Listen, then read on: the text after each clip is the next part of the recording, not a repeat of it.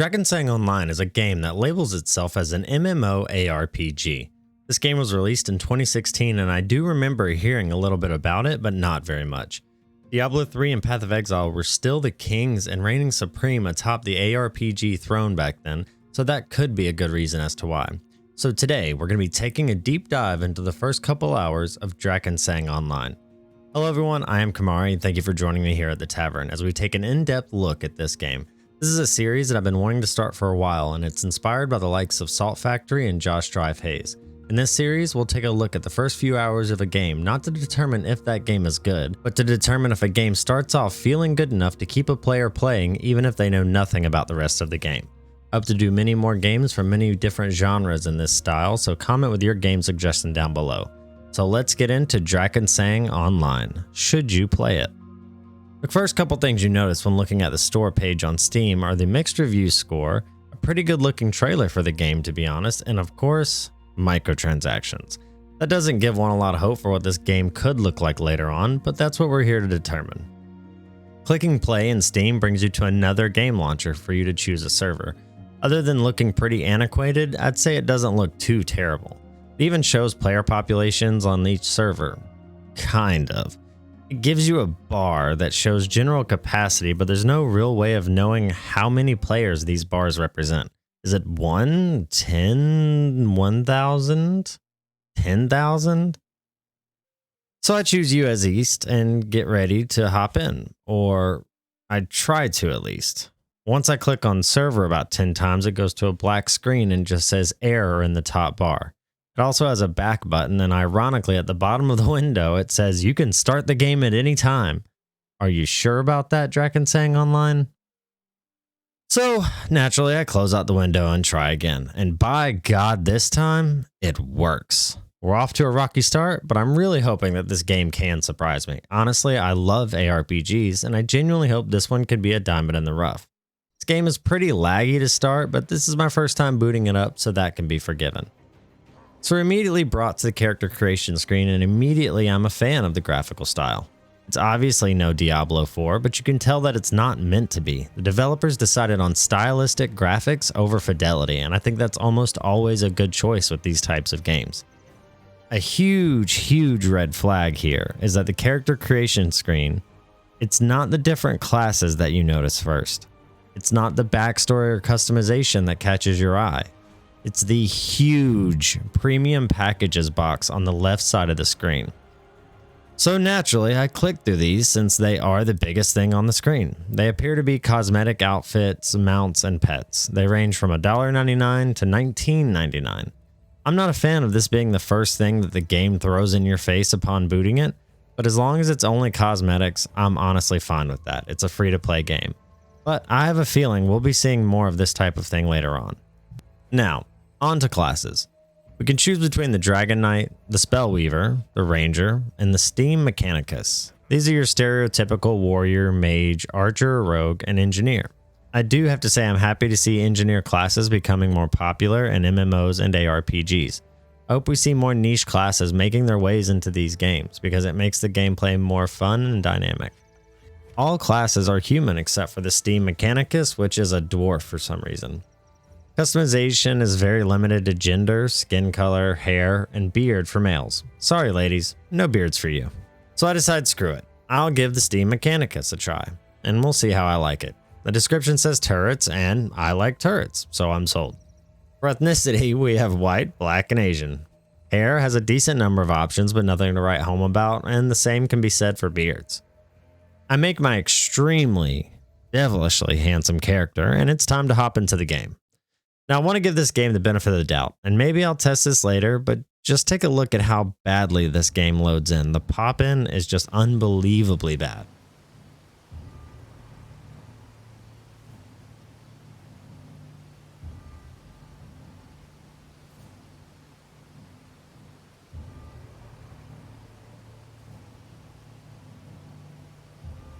Starting the game, we have click to move and your typical isometric camera. Shift click stops movement and attacks, and honestly I'm pleasantly surprised with the graphics. They actually look really decent and nice. Keep in mind this game came out in 2016, and to be fair, the UI isn't horrible either. You start with a transparent map on the left side of your screen. That's a pretty nice size. Good job, Drakensang. Even Diablo 4 missed the mark with this one. Playing with the buttons, I discovered that pressing M gives you options for your map, and this is really impressive. Pressing it once gives you a full transparent overlay. Pressing M again completely takes the map away, and pressing M a third time brings it back to the side of the screen where it started. And honestly, I am seriously super impressed. This is one of the nicer maps I've actually seen in an ARPG. So let's start playing the game.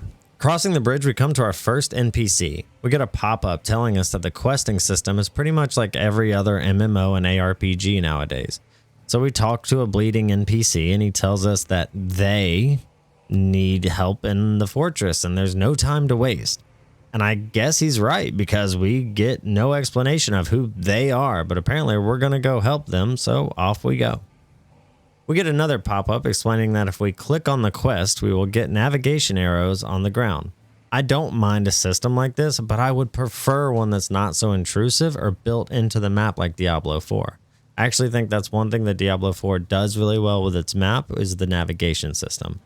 But anyways, off we go and immediately run into an enemy who we literally destroy in one shot. We fight our way to the fortress, one-shotting everything in sight and pick up a pair of boots. The MMO player in me hits the C key to equip them, and I discover that this game has a very nice looking character sheet that's pretty reminiscent of Path of Exile. I know this sounds like something trivial and to be expected, but honestly, I had a really low expectations of this game coming in, so things like this are really surprising to me. Clicking through the options on the character sheet reveals a PvP stats screen, so this game must have decent PvP, a title screen where you can display PvP rank and achievement titles, and, of course, a tab that allows you to buy in-game currency. Alright game, let's do this. The store page is pretty much what you would expect. It's got an offers tab that allows you to save money by spending more money. The currency is called Andermint. Scrolling over it gives you a pop-up that assures you that the game is free of charge and this currency can be earned in-game. It also explains that this currency is used at merchants to purchase potions, mounts, gems, and artifacts. You can also buy a subscription to the game that gives a lot of quality of life perks, gives buffs to experience, gives access to special merchants, and the last thing the store has is basically just loot boxes that it calls mystery boxes and lottery chests. The last tab is called Daily Deals, which is basically cashing in on FOMO. The game is free and I know they do need to make money, but I feel like this type of shamelessness, it hurts the integrity of a game and it gives a company a lot of short-term gain with a lot of long-term loss. But I digress. Moving on, we come across Captain Fairfax, who tells us how thrilled he is to see that we're here. They do change the quest dialogue here based on what class you're playing, so that's a really nice touch. So Captain Fairfax tells us that the enemy has made it into the inner wall and to keep our wits about us. He then asks us to hurry and help Master Vithrandir, and I guess we're supposed to know just who that is, so off we go. We make our way up the hill and run into our first elite monster who we do not one-shot, but we do two-shot. If this game is trying to make you feel very powerful right from the beginning, then it's doing an excellent job of it.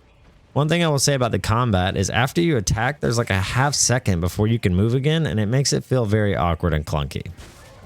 So we keep fighting our way into the castle, get to our first level up.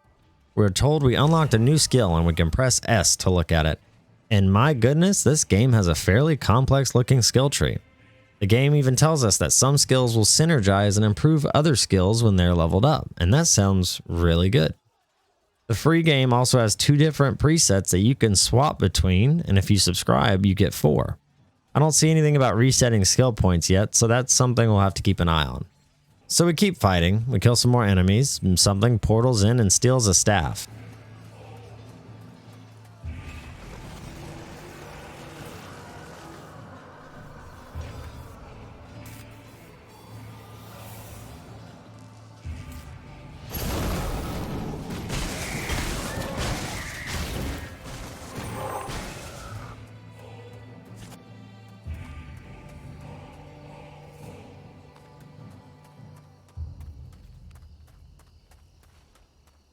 And then we make it to Master Vithrandir, who I will be referring to as Gandalf or Dumbledore from now on because I'm not going to keep trying to say that.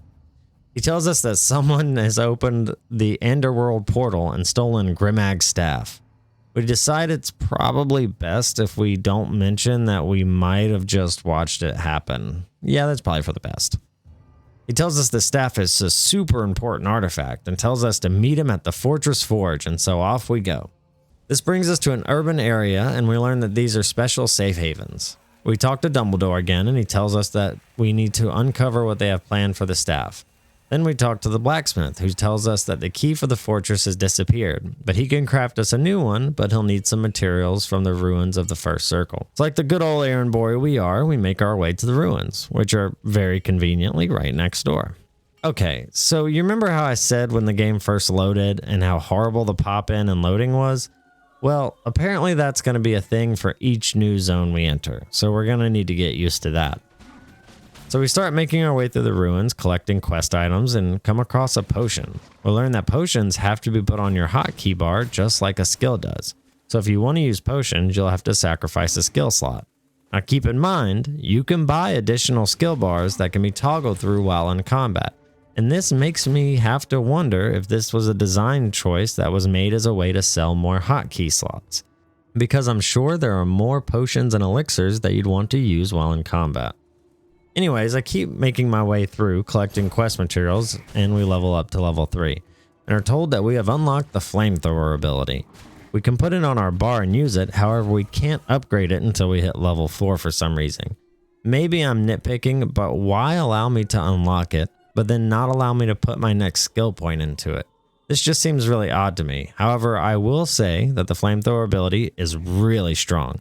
It's capable of one-shotting multiple enemies at a time, so I guess I really can't complain that much about not being able to upgrade it already.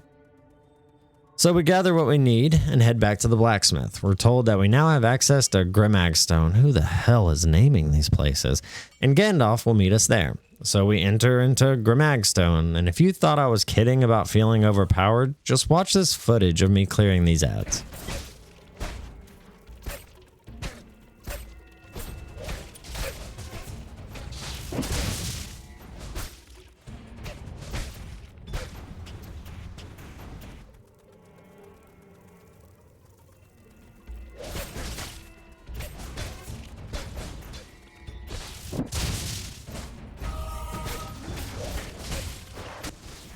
The only enemy that would have been a challenge was the boss, but luckily Dumbledore was pocket healing me the whole time, so check out some of this riveting gameplay. So we killed Grimag, but I think he got away or something. Gandalf tells us that this isn't over, and he's got to be leading some kind of cult, and tells us to meet us in Grimford. And by golly gosh, wouldn't you just know it? Grimford's right next door. Thank God this world is just built so conveniently for me. So I guess I need to eat my words and go back on a complaint that I had earlier. I said I didn't get why I would unlock a skill but not be able to upgrade it with my next skill point. But now I think I see what the developers had in mind. They want you to have a full level to play around with the skill and see if it suits your playstyle before you go dumping skill points into it. Thinking about that now in hindsight, I think it actually makes a lot of sense, and I think it's a really good idea and a good decision by the developers. Moving on, we talk to Gandalf in Grimford, and he says he's feeling weak, so he'll guard the super important staff that's already been stolen once while we do some side quests. Makes sense to me, so off I go. Talking to merchants in this town, I quickly realize that everything in this game is purchased with the currency that you buy in the store. And the only thing gold seems to be good for is fast traveling. Apparently, I've already looted a little bit of this currency, but I actually don't know how much I started the game with. So depending on how rare it is to get this game could become extremely pay to win later on. I won't bore you with all the details of the side quests, but they all seem to boil down to typical MMO style quests of go out and find this thing for me or kill these creatures. On another note, I had to watch all this pop in again, so now you do too.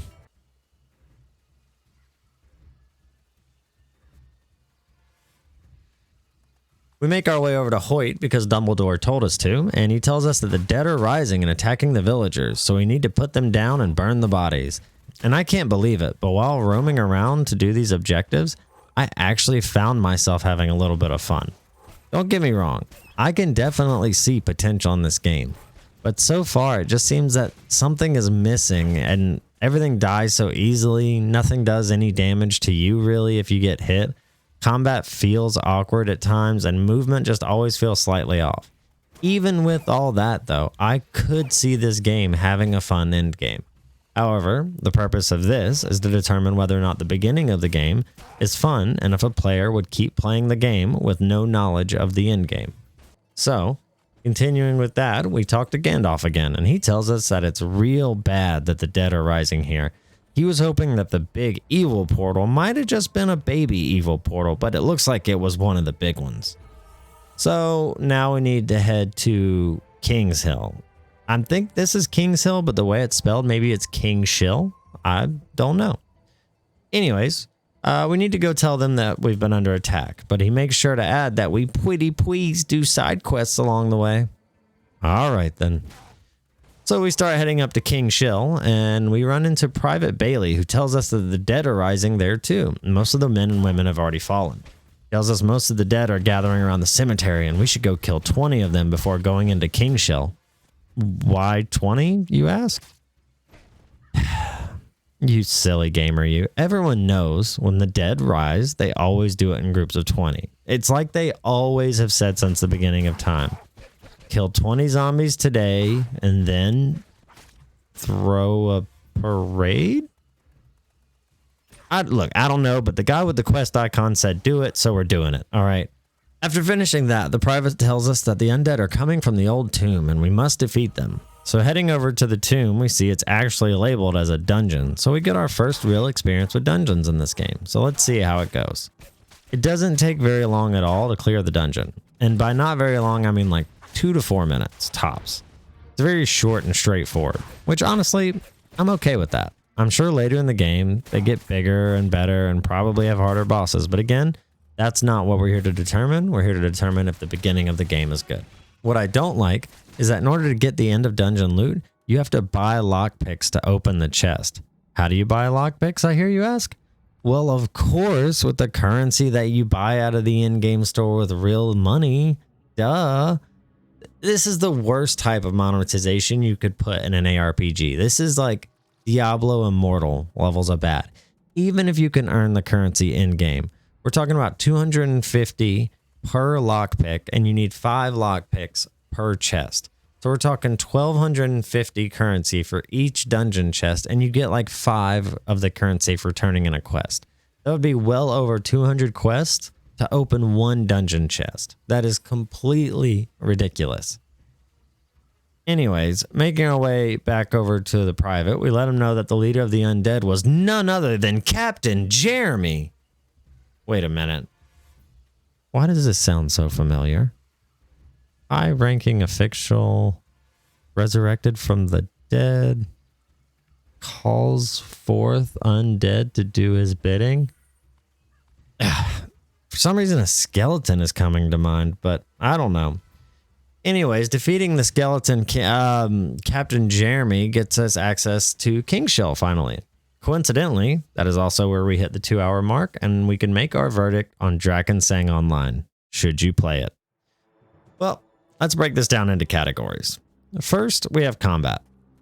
This one is weird because it's not terrible, but I wouldn't call it good.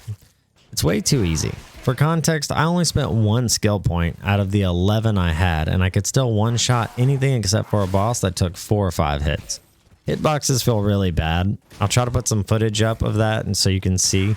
When you do an AoE ability that should clearly and obviously hit a mob, it just doesn't. There's not even like a dodge or a miss notification. It just doesn't even register that it should have hit them to begin with. There's also weird lag when coming in and out of combat, and also if you have an ability bound to your hotkeys, you can't hold the button to spam the ability like a normal ARPG. You have to physically press the button every time you want to use that ability. There are brief moments where the combat does start to feel pretty okay, and I imagine later on in the game it probably gets a bit better. However, up to this point in the game, it never really felt good. Second, we have the story. Probably the game's weaker point. It's super cliche, a lot of things that don't really make sense, not immersive or engaging. It's very typical fantasy tropes. You know, old wise men telling you where to go in an ARPG. I feel like maybe we've seen that before somewhere. Your character also gets no development, no backstory. There's no character development for you, so you never really feel any kind of connection with your character. It just feels like they took no risks with this game. And to be fair, like honestly, I'm pretty sure ChatGPT could come up and write a much better story than this delivered in the first couple hours. And thirdly, we have microtransactions, which were already heavily implied. I won't say they were really pushed because there weren't pop-ups being put right in your face, which is really nice. Although on the character creation screen, you definitely got skins put right in your face from the very beginning. But other than that, you could already see the beginnings with everything being bought with cash currency, chests requiring you to buy lockpicks with the cash currency, there being loot boxes and lottery chests, etc. I'm sure this heavily bleeds into the later game. And even if it doesn't, the whole purpose of this is to form an opinion on if you would keep playing this game based purely on impressions formed in the first couple of hours. And my impression is that microtransactions are probably going to be a big part of this game. So if you're okay with that, then that's fine. Personally, I'm not a big fan. Lastly, just the overall feel and look of the game. Honestly, it's really not awful. It's truthfully not. But every aspect of it just feels like it's lacking in some way.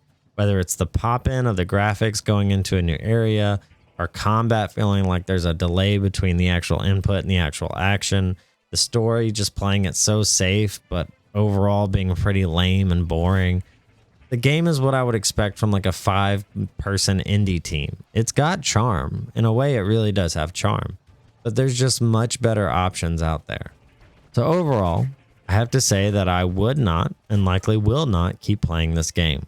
There are just better options no matter what you're looking for. Even free options.